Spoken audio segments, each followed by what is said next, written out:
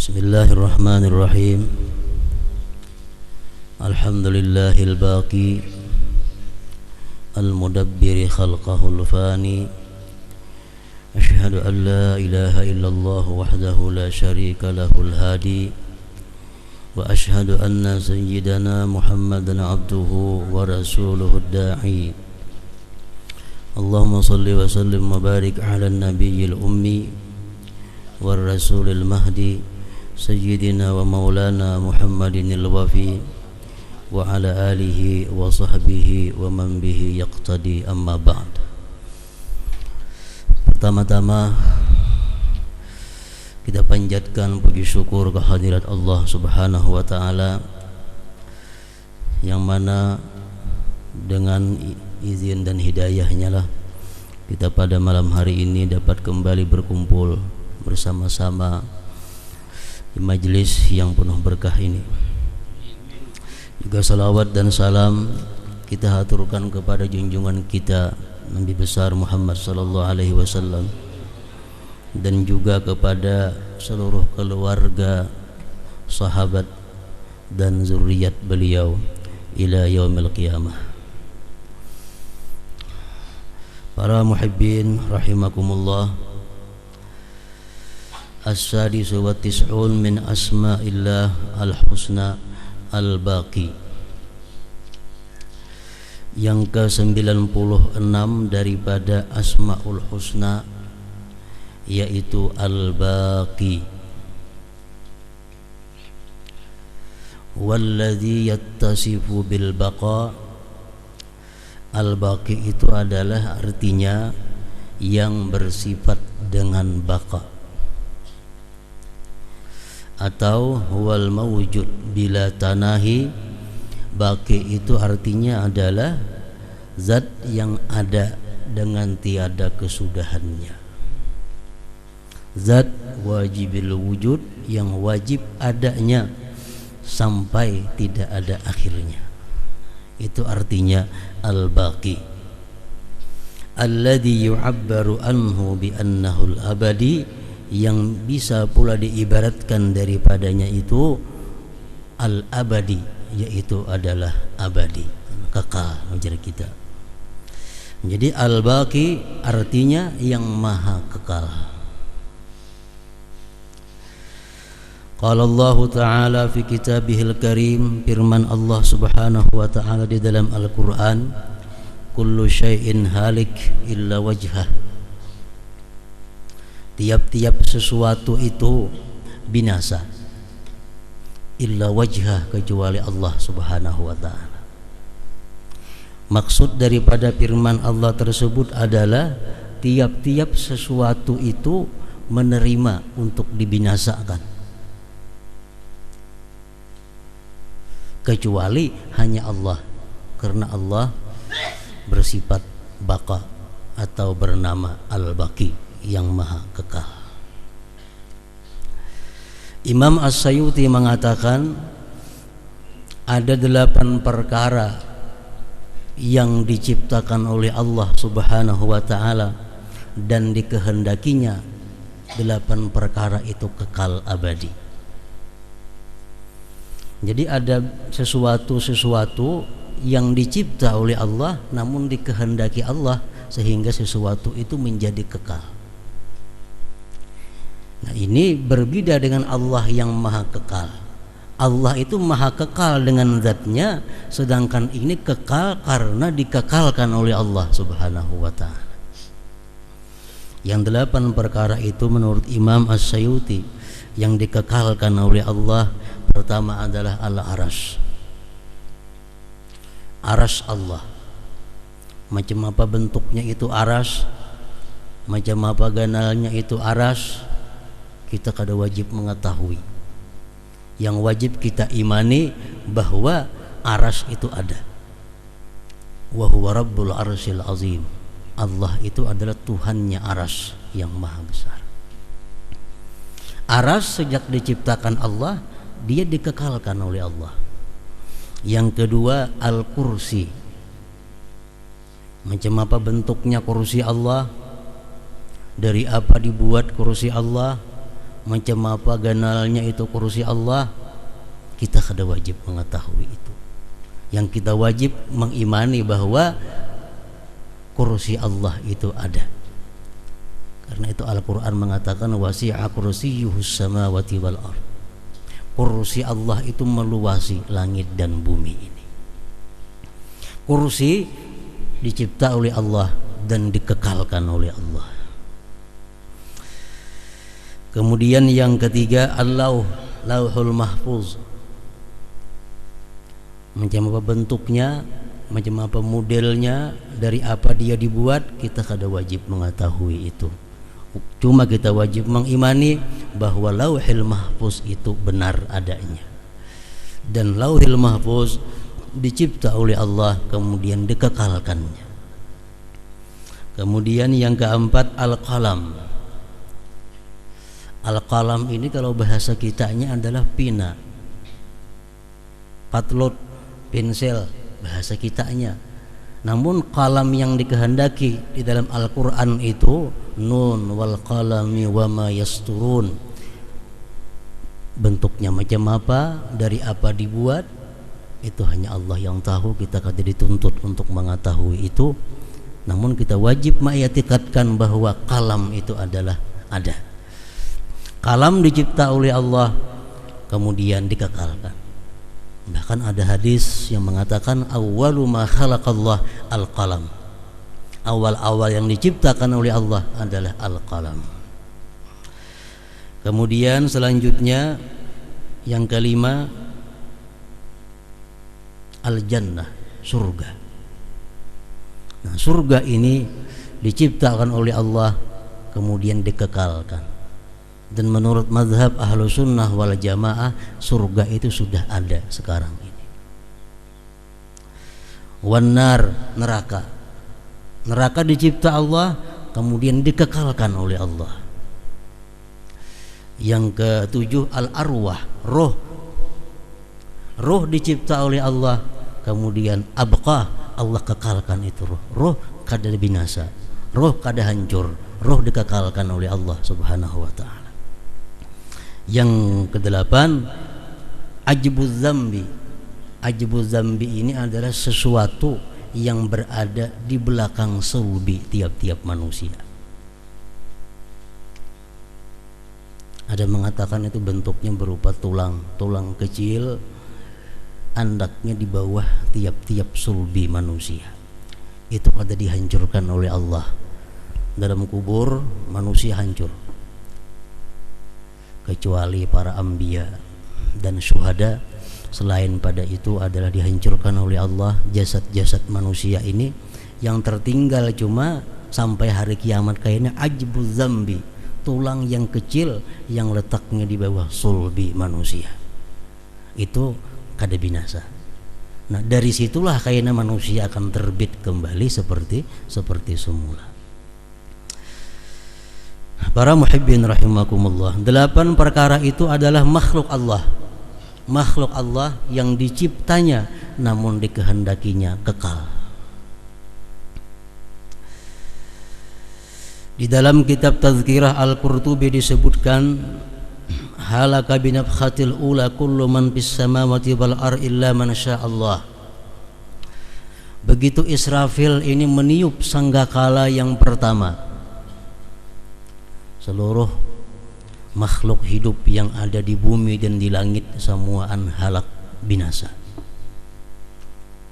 Baik jin, baik malaikat, baik manusia, baik apapun yang hidup, begitu sanggakala pertama ditiup, halaka binasa semuaan, matian semua. Illa man sya'allah, kecuali ada beberapa orang yang dikehendaki Allah yang luput daripada sanggakala itu. Disebutkan di dalam kitab tersebut, yang tidak mati pada waktu sanggakala pertama ditiup itu pertama Jibril, yang kedua Mikail, yang ketiga malaikat hamalatul aras, malaikat pengawal aras Allah, kemudian Israfil yang tukang tiup, kemudian lagi Israel yang tukang cabut nyawa. Ada beberapa malaikat itu yang masih dikekalkan oleh Allah Subhanahu wa taala. Sesudah Israfil meniup sangkakala pertama, Allah memanggil Israel. Allah bertanya kepada Israel, padahal Allah Maha mengetahui. Ujar Israel, siapa lagi yang belum? Ujar Tuhan kepada Israel, wahai Israel, siapa lagi yang belum mati? Ujar Israel, pertama Jibril, kedua Mikail, ketiga pengawal aras, keempat Israfil, kelima ulun. Ujar Tuhan, wahai Israel, cabut Jibril. Israel pun mencabut nyawa Jibril. Jibril mati. Diperintahkan lagi Israel mencabut Mikail. Mikail pun mati. Diperintahkan Allah lagi Israel mencabut Hamalatul Aras, malaikat pengawal aras. Israel menjalankan tugasnya, Hamalatul Aras pun mati. Israel diperintah Allah mencabut Israfil, Israfil pun mati. Ujar Tuhan, wahai Israel, siapa lagi yang tinggal? Ana wa anta, hanya ulun dan engkau ya Allah. Nah sekarang ya Tuhan, giliran ikam yang aku cabut, wahai Israel. Israel pun dicabut oleh Allah Subhanahu wa taala. Israel pun mati. Nah, sesudah semuaan itu halaka mati, Allah Subhanahu wa taala berfirman, Anal Jabbar limanil mulkul yauma. Ujar Tuhan, akulah yang gagah perkasa. Siapa sekarang ini yang punya kerajaan? Limanil mulkul yauma. Siapa sekarang ini yang punya kerajaan? Apa yang menjawabnya? Allah menjawab sendiri, Lillahil wahidil qahar. Bagi Allah Al-Wahid yang maha tunggal. Inilah Allah Subhanahu wa taala Al-Baqi, artinya yang maha kekal. Para muhibbin rahimakumullah, termasuk yang wajib kita i'tikadkan, yang kita wajib meyakini bahwa Allah Subhanahu wa taala itu yattasifu bil baqa, bersifat dengan baqa, yaitu maha abadi, maha kekal. Al-mu'min bismillahil baqi ay yu'siral akhirah 'ala dunya li'annaha khairu wa abqa. Kita sudah beriman kepada Allah bahwa Allah maha kekal. Lalu keimanan tersebut menimbulkan adalah orang yang beriman bahwa Allah itu kekal, dia mengutamakan akhirat daripada dunia, karena akhirat itu lebih baik dan lebih kekal daripada dunia. Itu kalau kita bujur-bujur benar-benar beriman kepada Allah Al-Baqi. Dalam kehidupan sehari-hari yang kita utamakan adalah sesuatu yang abadi, yaitu akhirat. Al-Quran mengatakan khairu wa abqa, akhirat itu lebih baik daripada dunia. Ahli tafsir mengatakan, menurut sepengetahuan yang ada pada mereka, apa-apa kebaikan daripada akhirat itu terhadap dunia. Ujar mereka mengatakan, akhirat itu lazzatuha ghairu mutanahiyah. Kelezatan akhirat itu tidak ada kesudahannya. Dan setiap kali kita menikmati satu kelezatan akhirat, semakin kita nikmati, semakin nikmat, semakin lezat. Kelezatannya kadada habis, kadada hilang. Lain dalam dunia. Dalam dunia kenikmatannya hilang. Bisa inya meninggalkan kita, bisa kita meninggalkan inya. Dan lagi kenikmatan dunia itu kalau hanya berupa makanan, paling-paling nyamannya ingat tenggorokan. Lewat tenggorokan semuaan sama rasanya. Nah, kalau nikmat akhirat itu kada habis sampai tenggorokan. Kita minum kopi nyaman. Berapa lawas nyamannya? Betul, liur lagi. Nah, kalau akhirat kita minum kopi akhirat kelezatan itu gairu mutanahiyah, tidak berkesudahan. Pertama itu kebaikan daripada akhirat terhadap dunia.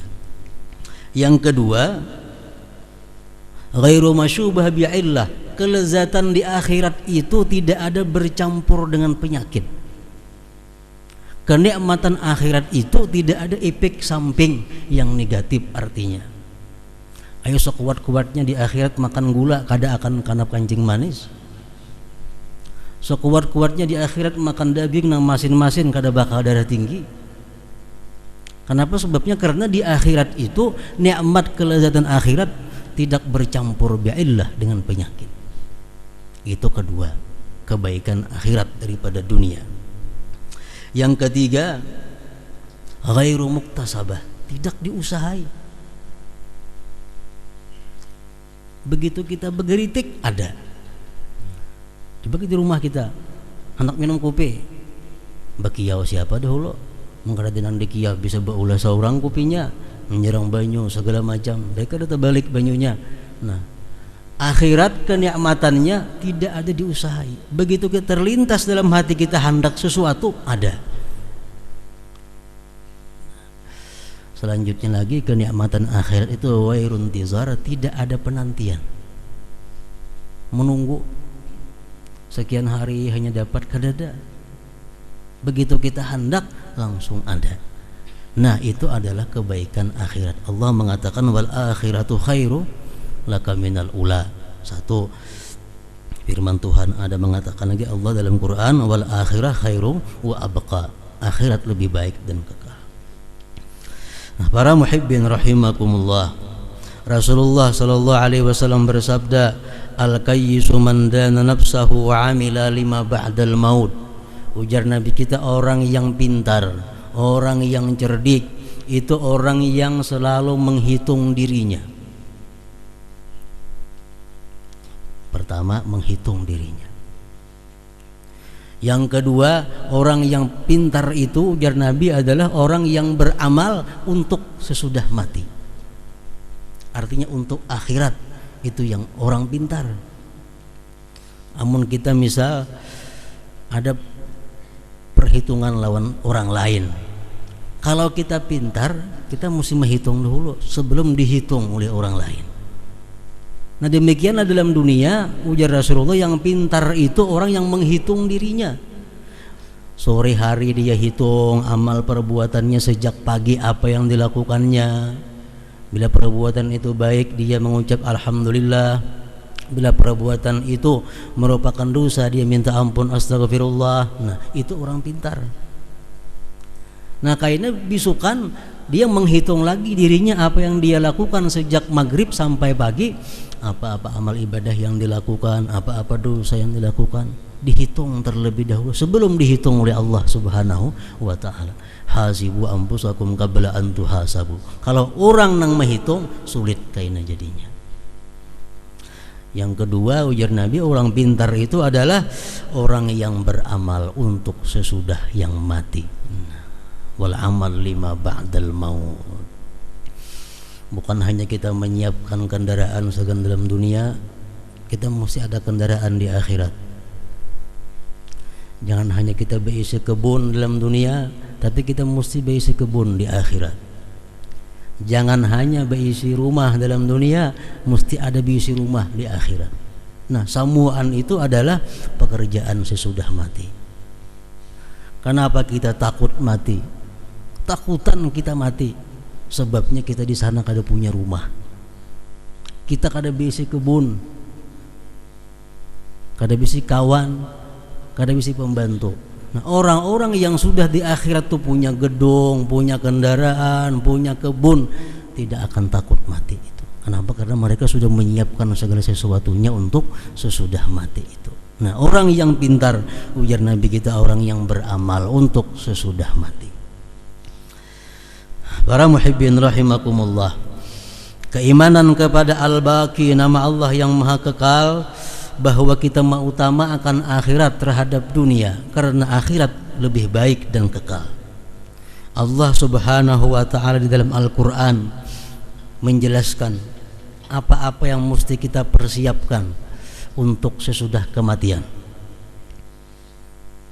Firman Allah, qad aflaha man tazakka wa dzakara isma rabbih fa shalla bal tu'thiruna al-hayatad dunya wal akhiratu khairu wa abqa. Sungguh beruntung, ujar Tuhan.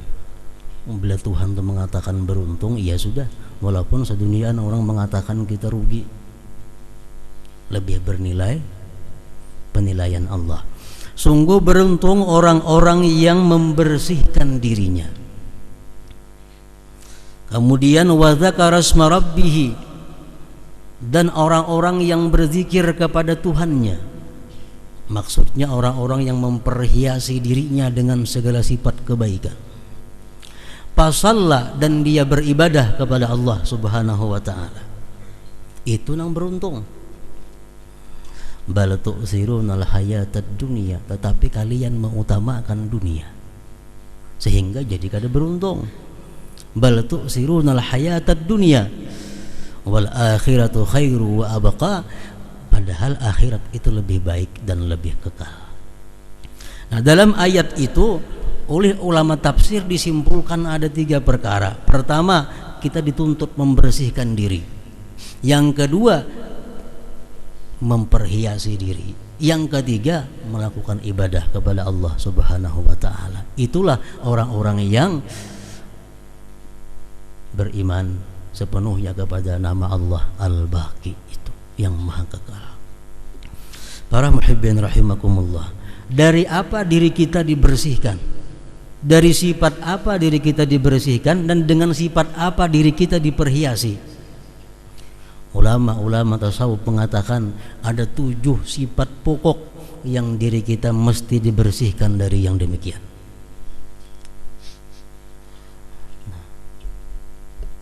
Supaya jadi aflah, supaya jadi beruntung. 7 sifat ini pokok.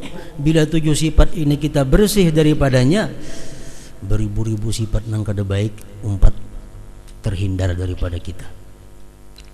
Pertama, bersih daripada syirik.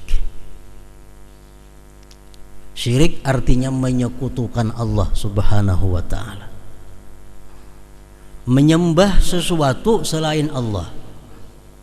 Menyembah sesuatu beserta menyembah Allah, syirik ngarannya. Atau kita mengiktikadkan di dalam hati ada sesuatu selain Allah yang memberikan manfaat dan mudarat, syirik kita. Atau kita mengiktikadkan dalam hati ada sesuatu bersama-sama Allah yang bisa memberikan manfaat dan mudarat, syirik kita. Nah, dibersihkan diri kita daripada syirik. Termasuk syirik lagi adalah kita mencintai seseorang musyrik karena syiriknya. Kita menjadi syirik. Kita mencintai seseorang musyrik karena kesyirikannya. Kalau kita mencintai orang musyrik karena dia suka memberi makan, karena dia suka membantu aku, lalu kita sayang kepada orang musyrik, itu lain kisahnya. Ini kita katuju kepada si musyrik itu karena kesyirikannya. Nah, kita jadi syirik. Kita menjadi syirik.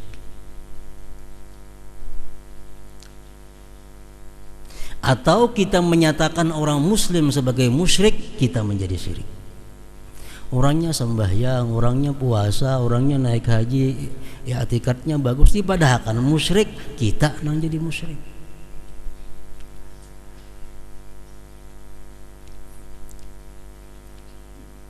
Dan termasuk juga tadi kita menjadi syirik kalau kita senang, kita cinta kepada syirik, walaupun kita kadang menyekutukan Allah. Makanya oleh para ulama disebutkan kalau ada orang yang hendak masuk Islam, kita mesti segera menalkinkannya 2 kalimat syahadat. Rahatan makan, ampih makan. Rahatan sembahyang sunat, batal sembahyang sunat. Kalau ada orang hendak masuk Islam.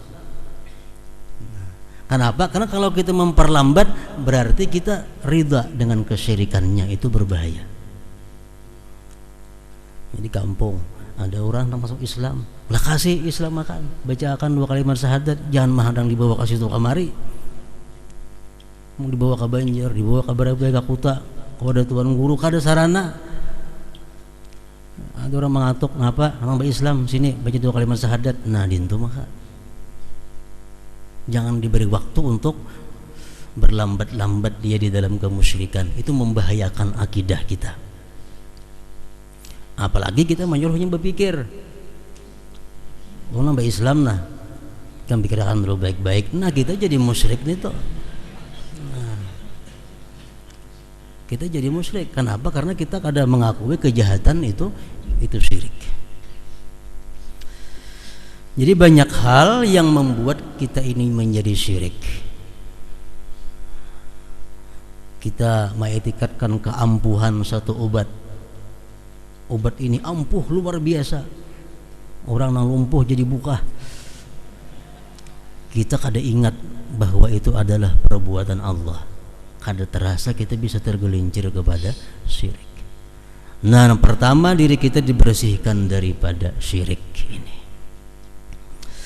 Risikonya syirik ini adalah innahu may yusyrik billah faqad harramallahu alaihi al-jannah wa ma'wahu an-nar.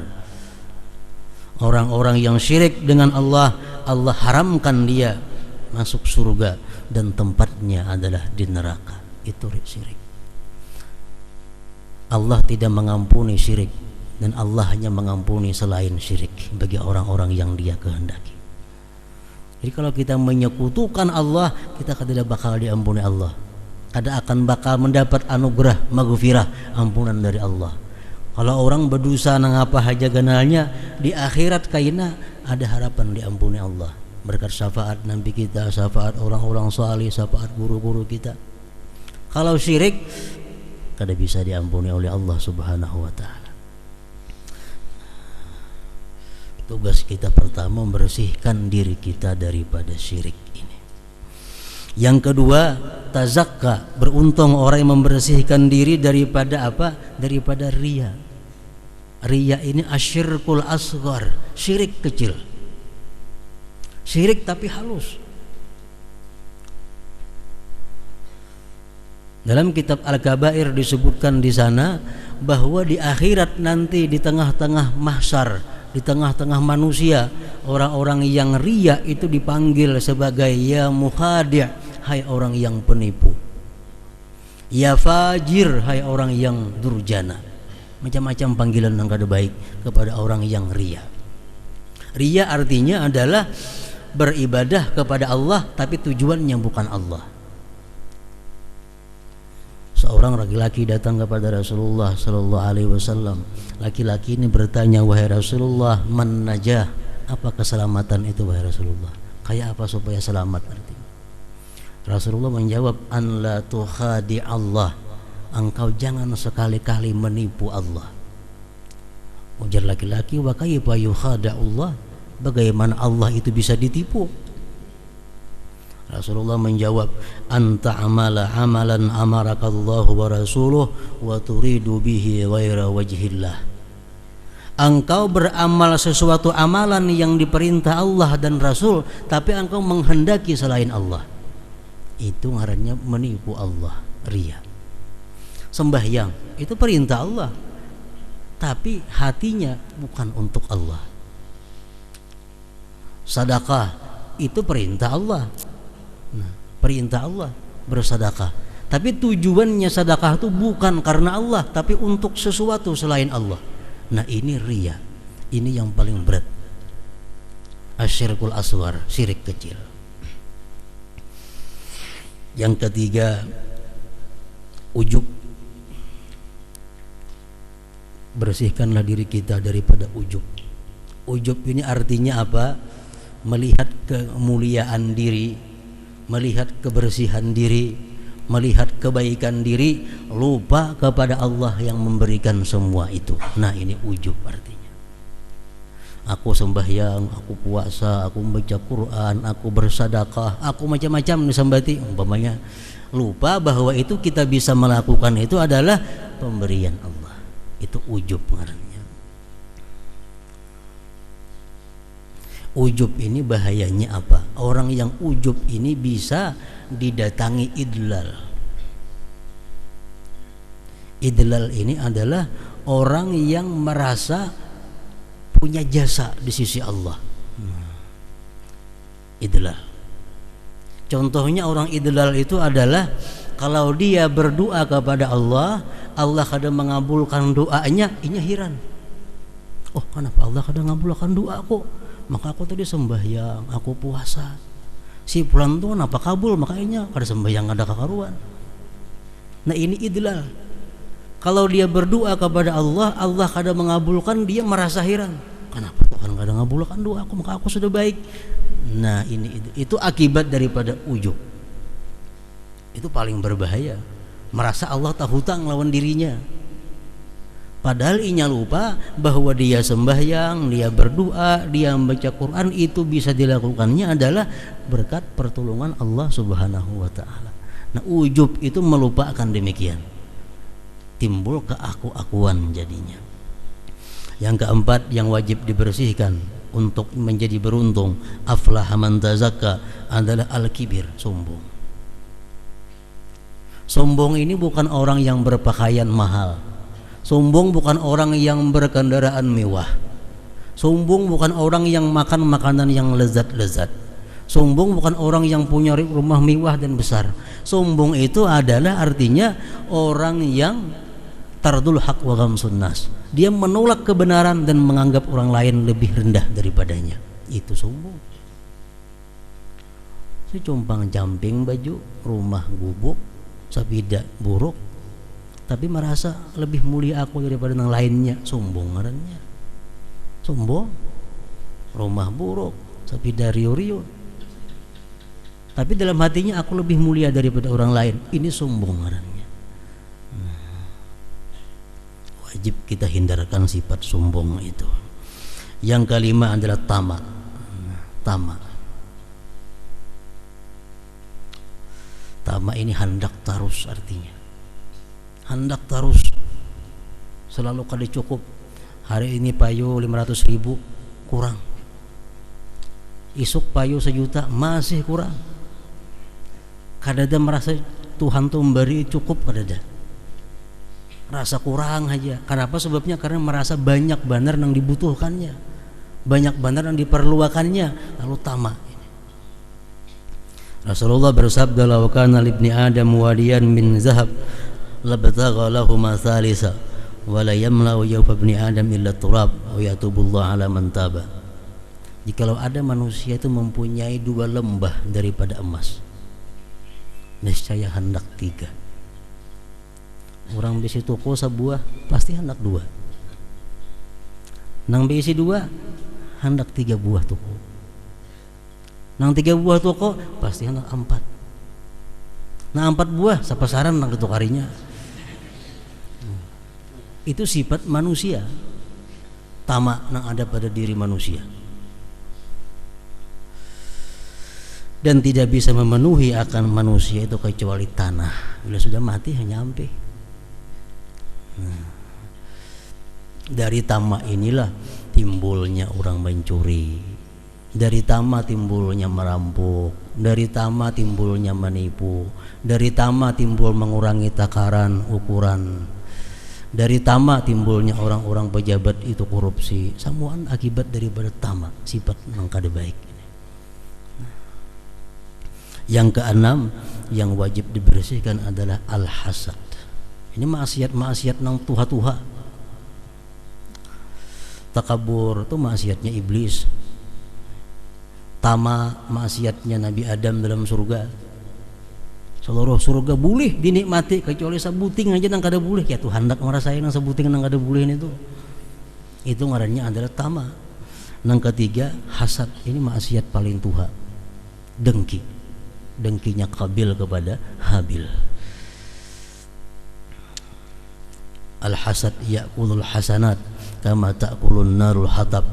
Kedengkian yang ada pada diri kita itu memakan kebajikan yang ada pada kita, seperti memakannya api terhadap kayu yang kering. Kenapa? Sebabnya dengki ini begitu besar dalam pandangan Allah. Orang dengki itu satu, tidak ridha dengan pembagian Allah. Ini beratnya. Kalau kita ada dengki, apa arti dengki? Kita keberatan orang lain dapat nikmat. Mudahan hilang nikmat daripada inya.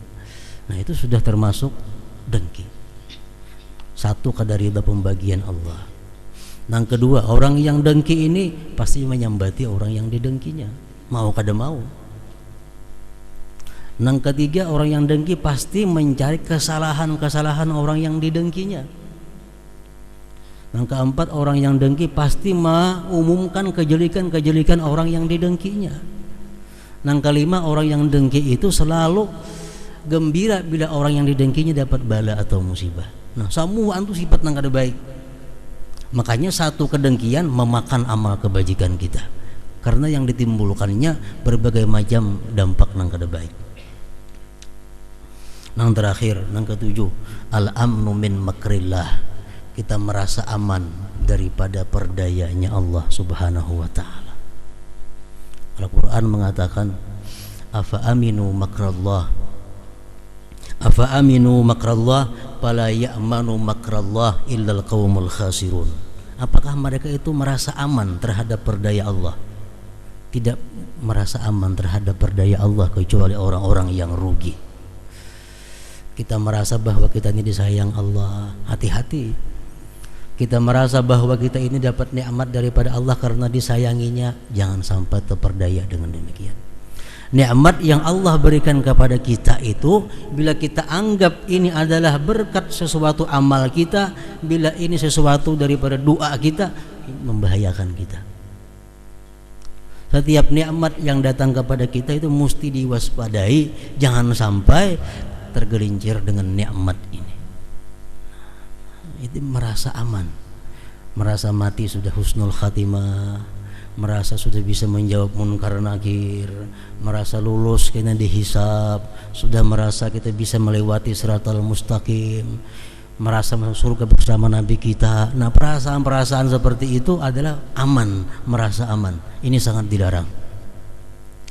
Nang disuruh sebaliknya, takut terhadap perdaya Allah. Aku ini hari ini beramal, baca Quran, berusaha kan esok aku kada kayak apa. Hari ini aku berzikir, berusaha kena hendak mati aku lupa dengan zikir macam apa. Nah, perasaan macam itu mestinya jangan merasa aman daripada perdaya Allah Subhanahu wa ta'ala. Afa aminu makrallah fala ya'manu makrallah illal qaumul khasirun. Nah, 7 sifat ini yang wajib kita buang apabila kita hendak termasuk dalam firman Tuhan, qad aflaha man tazakka wa dzakara isma rabbih fa shalla. Para muhibbin rahimakumullah, merasa aman terhadap perdaya Allah menyebabkan kulir beribadah. Akibatnya menunda-nunda tobat, menunda-nunda sembahyang malam. Kayaknya sudah tua aja aku beribadah, umur sudah 60, sudah tua aja apabila lagi. Itu akibat apa? Merasa aman daripada perdaya Allah. Menunda segala kebaikan itu akibat merasa aman daripada perdaya Allah. Kalau orang yang takut terhadap perdaya Allah, sekecil apapun nikmat yang datang kepadanya, ini waspada. Ini nikmat Tuhan datang hari ini. Jangan-jangan nikmat ini bisa membahayakan aku. Nah, itu disuruh kita macam itu. Jangan merasa aman daripada perdaya Allah Subhanahu wa ta'ala. Nah, para muhibbin rahimakumullah. Nah, sesudah kita selesai daripada 6-7 macam sifat yang dibuangi tadi, hanya kita pakaiani dengan yang baik-baik, hanya beribadah kepada Allah Subhanahu wa ta'ala. Nah, itulah sebagian daripada buah keimanan kita kepada nama Allah Al-Baqi ini. Ya hadratin Nabi Mustafa sallallahu alaihi wasallam. Al-Fatihah.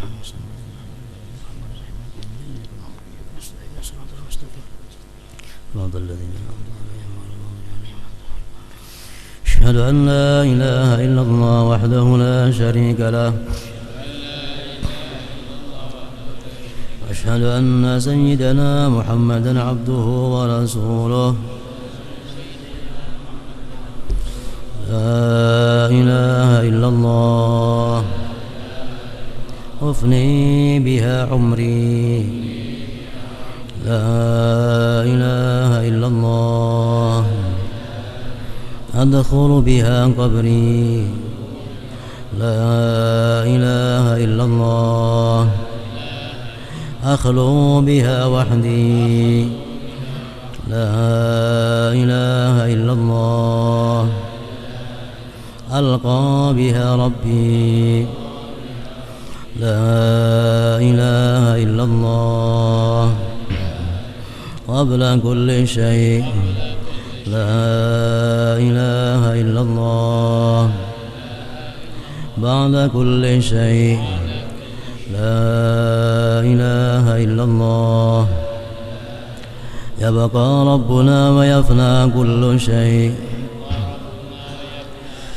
لا إله إلا الله أستغفر الله لا إله إلا الله أستغفر الله لا إله إلا الله أستغفر الله لا إله إلا الله وأتوب إلى الله لا إله إلا الله محمد رسول الله صلى الله عليه وسلم فيا أيها الرجل منه شفاعة صلوا عليه وسلموا تسليما